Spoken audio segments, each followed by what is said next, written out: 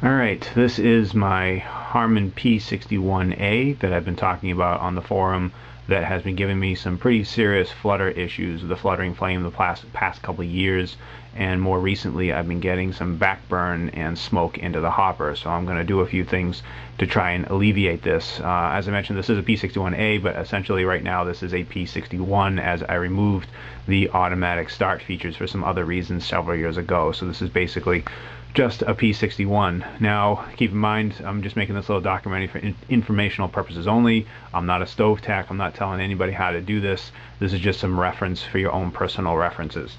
So what I've done is did a little research on what Harman has done for their bypass kit. They do offer a air intake bypass. This allows air into the auger chamber coming from the fresh air intake. New stoves have this.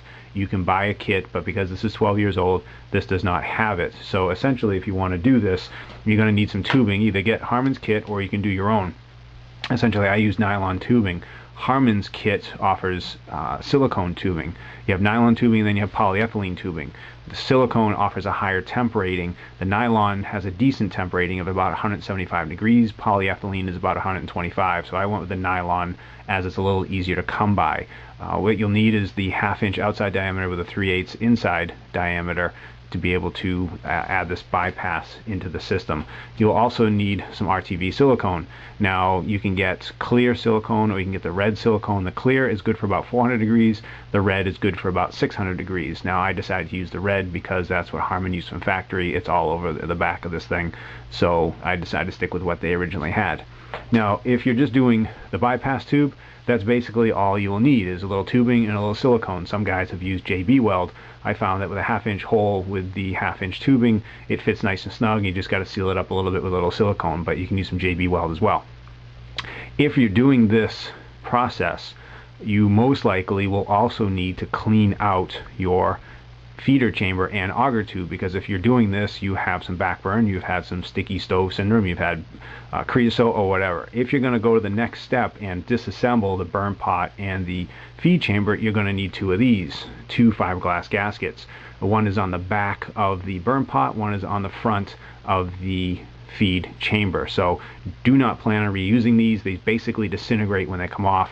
You will need two of these to go back on if you're doing that step. So this following footage, I am doing everything. I'm taking apart the burn pot, taking apart the feeder assembly, cleaning it out, and installing the bypass, new gaskets, and the whole 9 yards to try and get this stove back into the shape that it was when it was originally bought.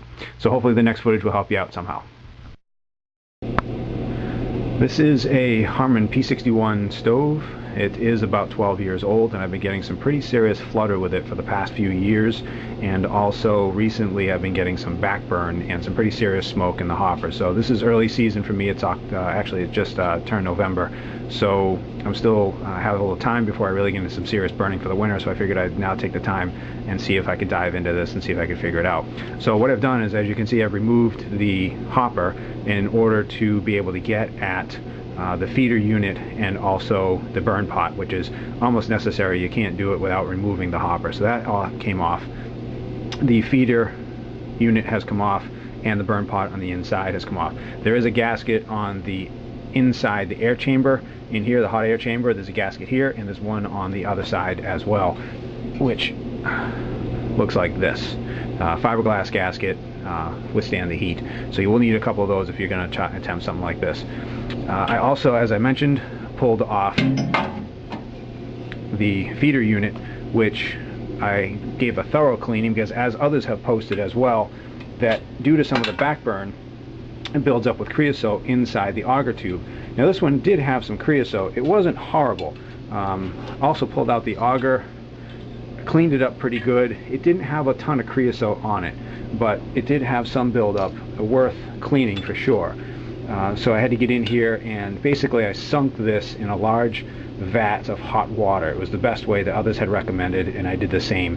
And basically you just work it up and down, because inside in the fines chamber is where mine was the worst. There's two compartments up in here, actually one compartment, but two openings up in here where the fines are collected from when the pellets fall in. Typically those fines are ejected either through the auger being pushed forward or you can vac them out through the fine door on the side. However, due to the back burn, which I believe I've been having for quite some time, not to any serious extent, but to some small extent, the gases had been built up in here, creating a little bit of creosote in the fines chamber, which then allowed the fines to stick, because when I finally took this apart and put my finger up in there, it was very sticky.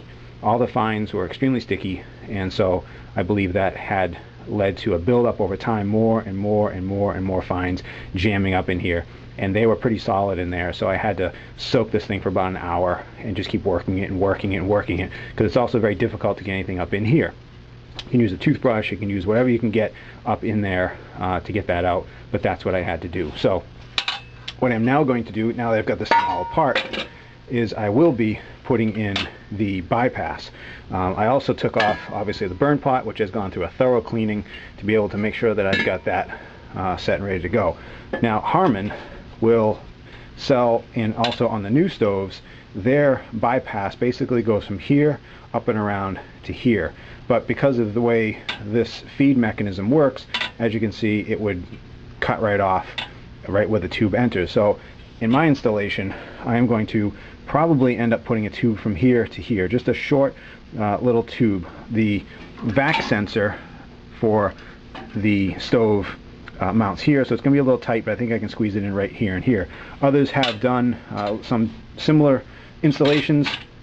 There is one gentleman out there that had drilled a hole right inside his auger tube, right into the fresh air compartment. That seems to have worked for him as well, but I'm going to stick with the tube going over here, a little different than what Harman has done. So I will check back in a little bit and let you know the progress, and give you the next stage as to where we are. I'm back, and just want to make a quick note before I continue any further that if you do attempt this, and just one point that you want to keep in mind is that when you do remove the feeder unit and also the burn pot on the other side, be prepared to do some sanding, because depending on the age of your unit, the fresh air that comes in is pretty moist, and I believe that that leads to, as you can see, rust on the inside of the fresh air intake, and it ends up rusting on the inside of the feeder pot. So you'll have to do some good sanding on the inside to take down the rust. And also on the burn pot itself, there is rust that will build up around the edges. You want to get that nice and smooth so that you can put the gasket on. You don't want to feel any bumps or ridges, because what may happen in time is this rust will start to blister, and it can actually push itself away from the stove unit itself. So again, these aren't I'm not a serious stove mechanic or an advice person, but these are just little things from working on stoves that I've seen, and just want to make you aware of as you attempt this. Alright, so stupid me. I was going through my video footage and I realized I erased the next step, in which I actually had installed the feed tube, and I had a nice little display outside the stove. Now I've got to do it after everything's back together and with a flashlight, so hopefully you can just kind of follow this pretty easy. Basically what I did is I had drilled my hole, and I inserted right next to the fresh air intake, I inserted the nylon tube to suck in the fresh air, and it wraps up and around. Excuse me for the noises and the wiggles. I'm tight in the corner here, and it loops up and around and goes into the hopper feed unit below the sliding door. So you can see it loops up and around and heads back down, but that's kind of the next step. And sorry if it's a little tight and a little hard to see, but I'm doing this after the fact. Alright, it's time to put the hopper back in place. I've put a bead of silicone around the opening on the feeder unit itself, and over here I've got a good bead of silicone going right around, all the way around on the hopper, and I'm going to flip this over and set it right on here, and hopefully we get a good seal, and that'll start putting things back together. Well, that's pretty much it. Everything's back together again. We have the burn pot that's back in place. We've got the feed chamber that's back in place. We've got everything nice and shiny clean. We've got new gaskets, and you can't quite see it again from this footage, but that auger tube is good and shiny. I can actually see the metal again. The auger itself is nice and clean. The burn pot's nice and clean. The hopper's back on.